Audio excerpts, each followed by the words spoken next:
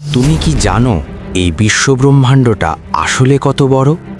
তুমি কি কখনো কল্পনা করতে পেরেছো এই আকাশের গভীরে লুকিয়ে আছে এত বিশাল কিছু, যার তুলনায় আমাদের পৃথিবী একটা বালুকণার থেকেও ছোট?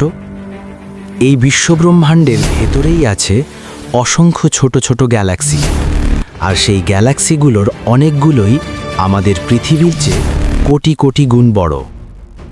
আজকের এই ভিডিওটা যদি তুমি পুরোটা দেখো, তাহলে তুমি জানতে পারবে এই বিশ্বব্রহ্মাণ্ড ঠিক কতটা বিশাল হতে পারে, কতটা রহস্যময় হতে পারে।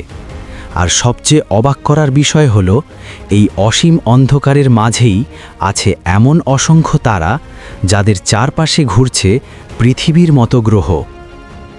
এই মুহূর্তে তুমি যে আকাশের দিকে তাকিয়ে আছো, তুমি আসলে বর্তমান দেখছো না, তুমি দেখছো অতীত। কারণ আকাশে আমরা যে তারাগুলো দেখি, তাদের আলো আমাদের কাছে পৌঁছাতে লেগেছে হাজার, লাখ, এমনকি কোটি কোটি বছর। বিজ্ঞানীরা এই বিশাল জগৎকে বলেন অবজারভেবল ইউনিভার্স, মানে যতদূর পর্যন্ত আলো এখনও আমাদের কাছে এসে পৌঁছাতে পেরেছে। এই দৃশ্যমান বিশ্বব্রহ্মাণ্ডে রয়েছে প্রায় 2 ট্রিলিয়ন গ্যালাক্সি। হ্যাঁ, 2 ট্রিলিয়ন। আর প্রতিটা গ্যালাক্সির ভেতরে আছে কোটি কোটি থেকে শত শত বিলিয়ন নক্ষত্র। এই অসীমতার মাঝেই আমাদের ঠিকানা মাত্র একটি গ্যালাক্সি, এর নাম মিল্কি ওয়ে গ্যালাক্সি। এই মিল্কি ওয়ে গ্যালাক্সির প্রস্থ প্রায় 1 লক্ষ আলোকবর্ষ, মানে আলোর গতিতে চললেও এক প্রান্ত থেকে আরেক প্রান্তে যেতে লাগবে 1 লক্ষ বছর।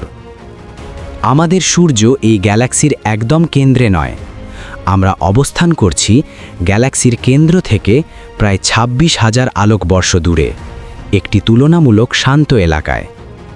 মিল্কি ওয়ে গ্যালাক্সিতে রয়েছে প্রায় 100 থেকে 400 বিলিয়ন নক্ষত্র, আর বিজ্ঞানীদের ধারণা প্রায় প্রতিটা নক্ষত্রের চারপাশেই ঘুরছে এক বা একাধিক গ্রহ।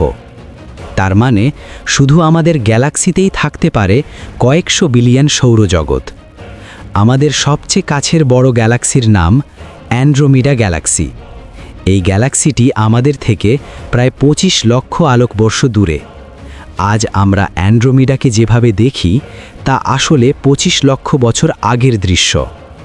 মানে আমরা আকাশের দিকে তাকিয়ে সময়ের ভেতর তাকিয়ে আছি।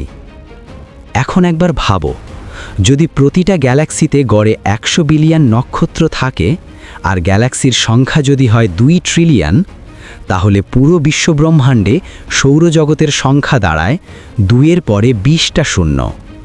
এই সংখ্যা বোঝা কঠিন, উচ্চারণ করা তো আরও কঠিন। এত বিশাল বিশ্বব্রহ্মাণ্ডে আমরা বাস করছি মাত্র একটি গ্রহে। তাহলে প্রশ্ন একটাই, আমরাই কি একমাত্র বুদ্ধিমান প্রাণী, নাকি এই অসীম অন্ধকারের কোথাও আরও কেউ আছে যারা আমাদের মতোই আকাশের দিকে তাকিয়ে এই একই প্রশ্ন করছে? বিশ্বব্রহ্মাণ্ড যত বড়, মানুষের কৌতূহল তার চেয়েও বড়। এই রহস্যের যাত্রায় আমাদের সাথেই থাকো। ভিডিওটা ভালো লাগলে চ্যানেলটা সাবস্ক্রাইব করে পাশে থাকবেন।